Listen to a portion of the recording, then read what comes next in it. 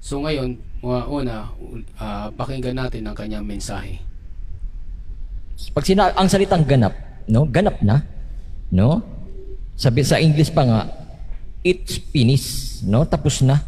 Ganap ng hiwaga ng Diyos. So sabi niya, hindi pa raw tapos ang hiwaga. Nagpapaliwanag sila, wala sa isip nila, parang lutang.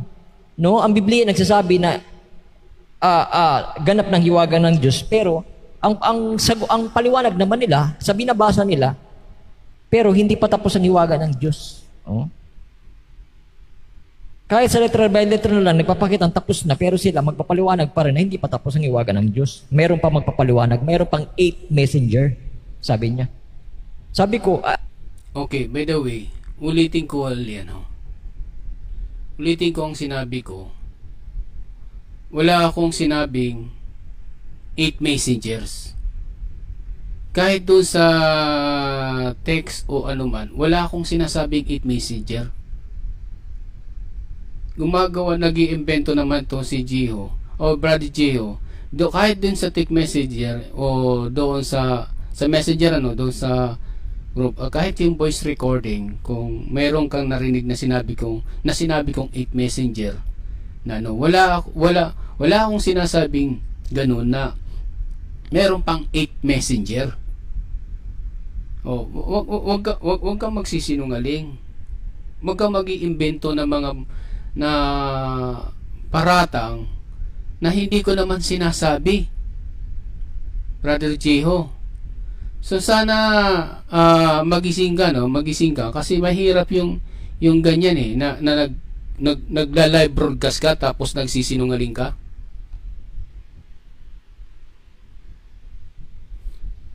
Malinaw ang Biblia, kundi sa araw ng tinig ng ikapitong anghel.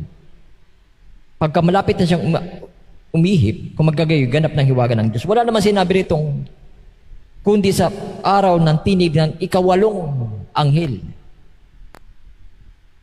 Wala naman sinabi itong ikawalong anghel na ganap ng hiwaga ng Diyos. Kasi sabi niya, doon pa raw matatapos ang hiwaga ng Diyos sa ikawalong anghel. Malinaw na nga ang Biblia, binabasa na nga niya No? Kundi sa araw ng tinig ng ikapitong anghel, pagka malapit na siyang umihip. Ikapito ganap na ang hiwaga ng Diyos ayon sa mabubuting balita. Ganap ng hiwaga ng Diyos na ayon sa mabubuting gawa. Pag sinabing ganap, tapos na diyan. Na isa-isa niya ng hiwaga. So, ngayon, bakit hindi lahat nakuha ang hiwaga ng Diyos? Kasi talinghaga ang mga pangungusap ng salita ng Biblia ayon sa binasa natin kanina, dahil sa kawalan nila ng pananampalataya. Parang si Jesus, nagtubos na sa sanlibutan ito. Ibinigay na ang kanyang sarili para maligtas na ang sanlibutan, pero hindi naman lahat sumampalataya. Ganon din ang salita. Ganap na, binuksan na niya ang salita, na isinaysay niya sa propeta, pero kung hindi ka naman sumampalataya, hindi bukas sa iyo hiwaga. Binuksan ng hiwaga, tinapos na. Hindi natapos sa iyo dahil hindi mo kinuha. Ganon lang yun. Ganap ng hiwaga ng Diyos ayon sa mabubuting balita na kanyang sinaysay sa kanyang mga alipin na propeta. Bakit mga? Kasi simula sa unang anghel o unang propeta, anghel means mensahero, simula kay Paul hanggang kay Branham, ikapito si Brother Branham, siya yung tinawag, siya yung pinakahulling anghel o yung propeta, ikapitong anghel yung tinatawag sa Biblia, na umihip ng pakakak. Pag umihip ng pakakak na yung ganap na raw ang hiwaga ng Diyos ayon sa mabubuting balita na kanyang sinaysay sa mga aliping propeta. Ganap na ang hiwaga ng Diyos ayon sa mabubuting balita na kanyang sinaysay sa kanyang mga alipin na propeta. So, yung mga sinaysay sa mga unang propeta, tinapos ng ikapitong anghel. Doon naganap ang hiwaga, ganap ng hiwaga ng Diyos ayon sa mabuting balita na kanyang sinaysay sa mga alipin ng propeta. So, sino nagtapos? Ang ikapitong anghel ang nagtapos ng lahat ng hiwaga. Okay. Ang sinasabi niyang ikapitong anghel, yan ay yung earthly messenger sa akin lang Yan yung si Brother Branham kasi naniniwala sila na si Brother Branham lang talaga ang huling mensahero. Pero may sinasabi si Brother Branham ng mga na message Meron sinasabi si Brother Branham. Kung makikita mo lang sabi niya, that's where it counts yonder in the resurrection. When my days is finished, I'm done my best. If I be God's servant, God will raise him up another man, and that day when I'm gone. So there is no need of me sitting something around my theology. So dito may sinasabi si Brother Branham na when my days is finished, pag natapos no, during the day na natapos ng ministry ni Brother Branham, mayroon pang ang Diyos, ang sabi niya, mayroon pang ang Diyos, magre-raise ang Diyos ng isang another man. Sabi niya dito, God's servants, God will raise him up another man and that day when I'm gone. So pag wala na siya, mayroon talagang itatayo ng Diyos na another man. So, ibig sabihin, hindi nagtatapos ang mensahero ng Diyos doon sa pamamagitan lang ni Brother Branham. Mayroon talagang itatayo ng Diyos after Brother Branham. 1962 pala. 1962 muna tayo. Ito na po ba ang tanda ng katapusan, Ginoo, ang title? Sabi niya rito, sa 242, sabi niya rito, ngayon, pag-ihip ng mensaherong ito, pag-ihip daw ng mensaherong ito, no, sabi niya, ang ikapitong anghel dito ay nagpapatunog ng kanyang mensahe. So yung nagpapatunog, mensahe yung pakakak, no? Sa iglesia ng Laodicea. Ano? At alam natin, no, simula kay Paul, no? At hanggang sa Laodicea, no? So alam natin yan, may napag-aralan natin yan, mayroong 7 church ages, no? So, mensahe ng iglesia sa Laodicea, pansinin nyo, ang kanyang uri ng mensahe ngayon ay hindi ang una. Hindi siya ang una, hindi ibinigay doon ni pangalawa, pangatlo, pang-apat, pangalawa, pang-anim, kundi sa ikapitong anghel lang ang may ganitong uri ng mensahe. Oh? Kundi sa ganitong ikapitong anghel lang ang may ganitong uri ng mensahe. No? Oh. So, kung nakukulangan pa kayo doon sa ikapitong anghel lang may ganitong uri na mensahe, ano idadagdag niyo doon kung hindi pa tapos ang iwaga, no? O sasabihin ni Freddy, no? Oh? Ako lang ang may ganitong uri ng mensahe. Ay, labo nyo, no? Sinabi na nga rito no? Sabi ito, kundi sa ikapitong anghel lang, oh? May ganitong uri. Wala, okay, no? Linawin natin to. Ang hirap ito, mahirap itong taong ito. Naggagawa ng kwento. Na walang, ano ba yan? Ako lang. Wala akong sinasabing ganun, ako lang. Ano ba yung taong ito? Ulitin ko nga, hindi ko gaano maano Sundan ko lang sinabi niya, no? Na ang oras. Linawin lang natin kasi ito nagkukwento ito ng mga kwento na hindi naman sinasabi ng isang tao Itong taong ito hindi tama ito Nagkukwento ng mga kwento, nagsasalita na hindi naman sinasabi ng tao, gumagawa ng mga kwento. Lang. Hanapin ko lang yung quote na yan. No? Yan. Nakita ko na. No? Sa 1962 pala. 1962 muna tayo. Ito na po ba ang tanda ng katapusan, Ginoo, ang title? Sabi niya rito, sa 242, sabi niya rito, ngayon, pag-ihip ng mensaherong ito, pag-ihip daw ng mensaherong ito, no, sabi niya, ang ikapitong anghel dito ay nagpapatunog ng kanyang mensahe. So, yung nagpapatunog, mensahe yung pakakak, no?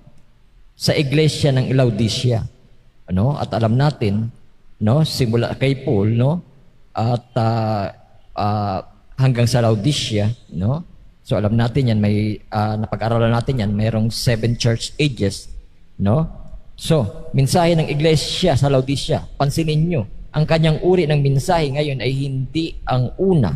Hindi siya ang una, hindi ibinigay doon ni pangalawa, pangatlo, pang-apat, pangalawa, pang-anim, kundi sa ikapitong anghel lang ang may ganitong uri ng mensahe. Oh? Kundi sa ganitong ikapitong anghel lang ang may ganitong uri ng mensahe. No? Oh.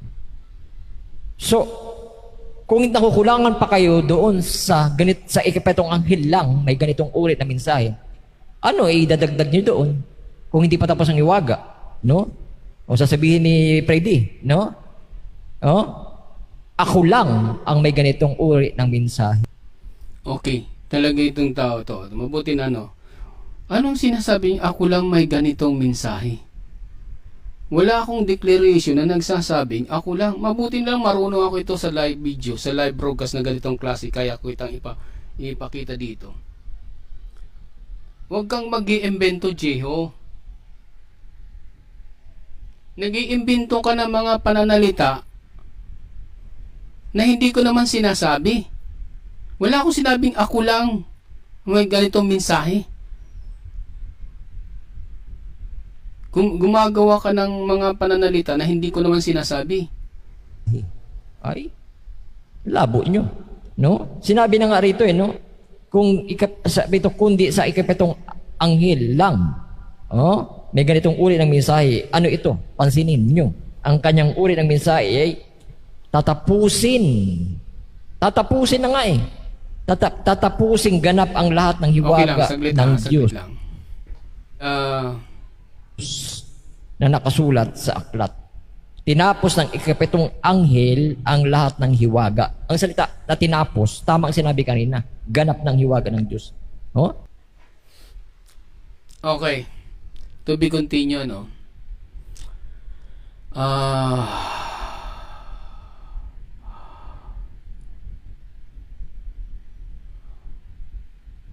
Tapos ng ikapitong anghel ang lahat ng hiwagang naiwan na hindi na-resolve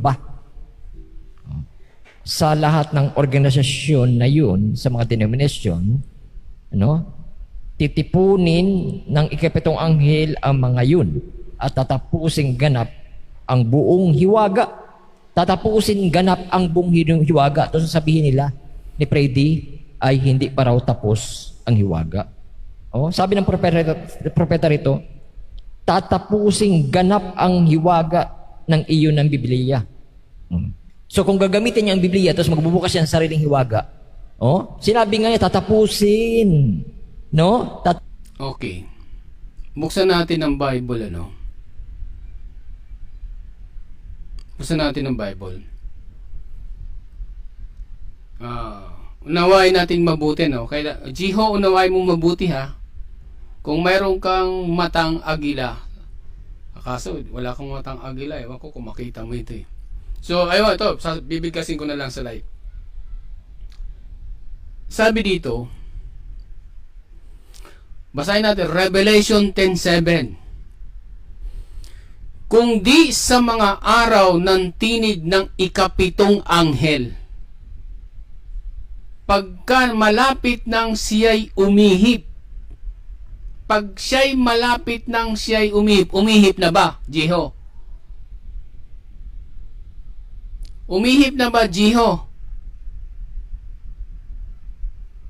Kung umihip na, kung magkagayoy, ganap na ang hiwaga. Ang tanong, kailan umihip ang kailan umihip ang hiwaga?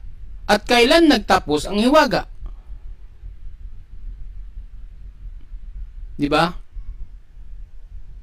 Jeho Salazar, makinig ka. Ayaw mong binibigla mo yung kasulatan, ayaw mo unawaing mabuti yung mga salita. Sabi niya, kundi sa mga araw ng tinig ng ikapitong anghel, kapitong anghel, 7 angel, pagka malapit ng siyang umihip na ba? Yan ang tanong ko sa iyo. Kung umihip na, kailan nag-umpisa at kailan nagtapos? Kung maggagayoy, ganap na ang hiwaga ng Diyos. Yung ganap ng hiwaga ng Diyos, ano ba yung mga hiwaga ng Diyos? Kung ganap na. Yan ang tanong ko sa iyo, eh. Ano na ang mga hiwaga ng Diyos kung ganap na? Because Revelation 10:7, it is a prophetic events na revelation na magaganap at ihayag niya doon sa servants the prophet, yung alipin ng mga propeta. Jiho, mukhang bulag ka ata. Ha? Nawa sana makita mo ito. Kung nasa sayo ang Diyos, makikita mo ito. Kung nasa sayo si Kristo, makikita mo ito. Kasi bubuksan ka. Di ba? Iihip pa lang pagka malapit ng siyang umihip. Iihip pa lang nga eh. Kaya kung ganap ng hiwaga, ano yung mga hiwaga ng mga natapos na at sinabi ni Brother Branham, ito na yung ng hiwaga. Gumagawa ka ng kwento. Hindi mo inuunawa yung salita, yung written within, at hindi mo nakikita yung backside doon sa backside of the book. Dito sinasabi sa Revelation 10:7. Kasi itong mga hiwaga nito, ipapahayag, isasalaysay sa kanyang alipin na mga propeta. Ang tanong, ano yung mga hiwaga nito na hinihayag sa kanyang mga propeta? At kailan natapos ang paghahayag ng mga hiwaga sa kanyang mga propeta? Yung problema ito, hindi ka marunong sumagot. Kahit doon sa messenger, hindi ka nakakasagot eh. Kahit doon sa text live ko, hindi ka nga makasagot eh. Di ba? Yun ang problema sa iyo. Hindi ka marunong sumagot sa mga tanong, Jiho. Gumagawa ka pa ng kwento at na mga kwento ng kasinungalingan na hindi naman sinasabi ng tao. Di ba?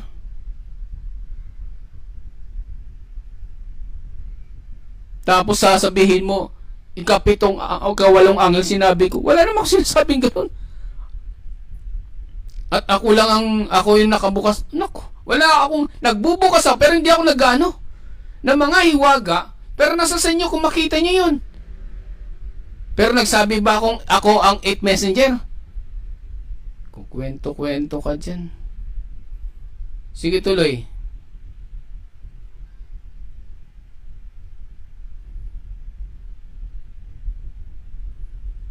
Tapusin ganap ang buong hiwaga. Buong hiwaga na nga eh. Buong hiwaga ng iyon ng Biblia. So, Biblia rin ang gamit niya. Ibig sabihin, kung magbubukas siya ng panibagong hiwaga, ibig sabihin, hindi, parang pinapalabas niya, hindi pa tinapos ng buong hiwaga ng Biblia. Buo na nga eh. Meron pa bang buo sa bubuo? Ang salitang buo, buong hiwaga ng tinapos. Oh? Ano nga buo? Sinabi nga ng Bible, ganap na hiwaga. Ano nga yung, it is a prophetic. Ang tanong, ang buong hiwaga ay naganap na, hindi mo naintindihan ng propesya.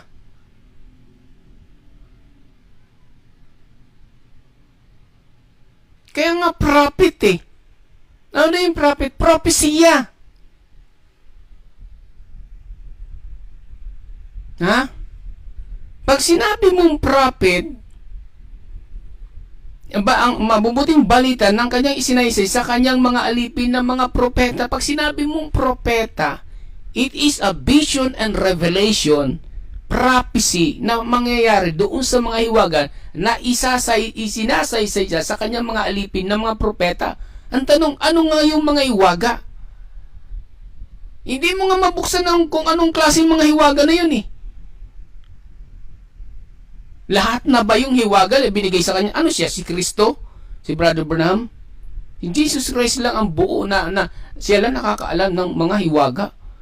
Kasi siya yung nakakuha ng aklat doon sa Revelation 5.